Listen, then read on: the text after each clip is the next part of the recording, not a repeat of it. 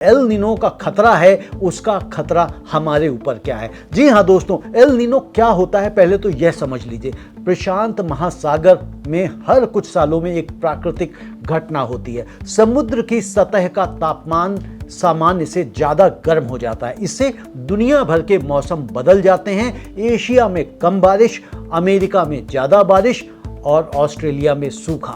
विश्व मौसम विज्ञान संगठन यानी कि WMO के अनुसार एल नीनो के जून से अगस्त 2026 के बीच विकसित होने की 80% संभावना है और नवंबर तक यह जारी रहने की संभावना 90% है, यानी यह आएगा। सवाल सिर्फ यह है कि कितना तेज आएगा। अब तक के सबसे मजबूत एल नीनो में से एक के 2026 की दूसरी छमाही में विकसित होने की व्यापक उम्मीद है। यह एशिया में गर्म और शुष्क मौसम लाएगा। भारत मौसम विभाग ने जून सितंबर के दक्षिण पश्चिम मानसून के लिए सामान्य से कम वर्षा का पूर्वानुमान दिया है।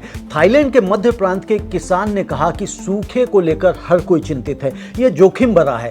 दूसरी फसल के लिए मुझे हालात देखने होंगे। अगर पानी नहीं मिला तो सिर्फ एक ही फसल होगी। बांग्लादेश में जारी धान की कटाई हल्की से मध्यम लू के कारण बाधित हो रही है। किसानों का कहना है कि बढ़ते तापमान से फसल की पैदावार घट रही है और पौधों से नमी तेजी से वाष्पित हो रही है। दक्षिण पूर्व एशिया, भारत और ऑस्ट्रेलिया पर इसका असर सबसे पहले पड़ेगा, उसके बाद उत्तर और दक्षिण अमेरिका पर।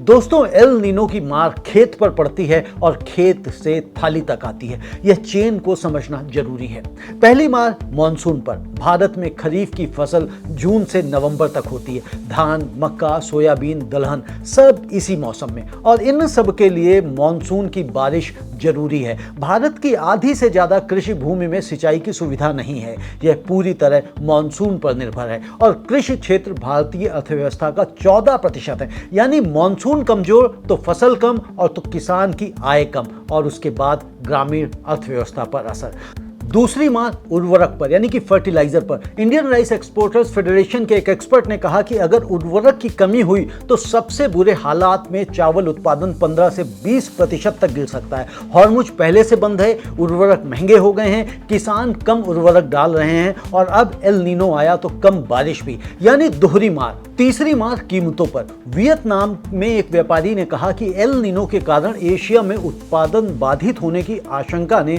बाजार में तेजी का माहौल बना दिया है। दक्षिण पूर्व एशिया के प्रमुख निर्यात केंद्रों पर चावल की कीमतें पिछले महीने में करीब 15% बढ़ गई हैं। बढ़ती उत्पादन लागत और आपूर्ति में कमी के डर से। यह बढ़त अभी शुरुआत है। एल नीनो अगर पूरी ताकत से आया तो कीमतें और ऊपर जाएंगी। भारत के लिए खतरा और मौका दोनों है। जी हाँ दोस्तों, भारत के पास चावल का विशाल भंडार है, जरूरत से कई गुना ज्यादा। भारत के पास FCI के गोदामों में 386 लाख टन चावल है।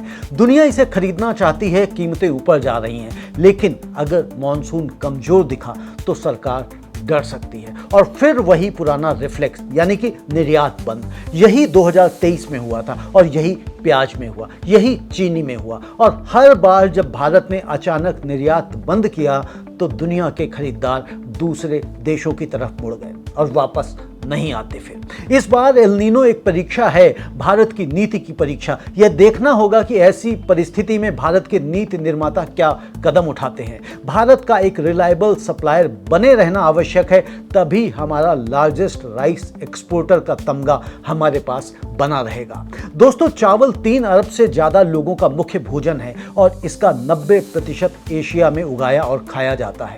एल नीनो अगर तेज आया तो यह सिर्फ फसल का संकट नहीं होगा, यह करोड़ों घरों की थाली का संकट होगा और उत्पादन में कमी के कारण चावल की कीमतें बढ़ सकती हैं। बासमती में 7 से 8% उछाल को हमने पिछले सप्ताह ही आपके सामने रखा था और यह अलार्म बेल्स हैं।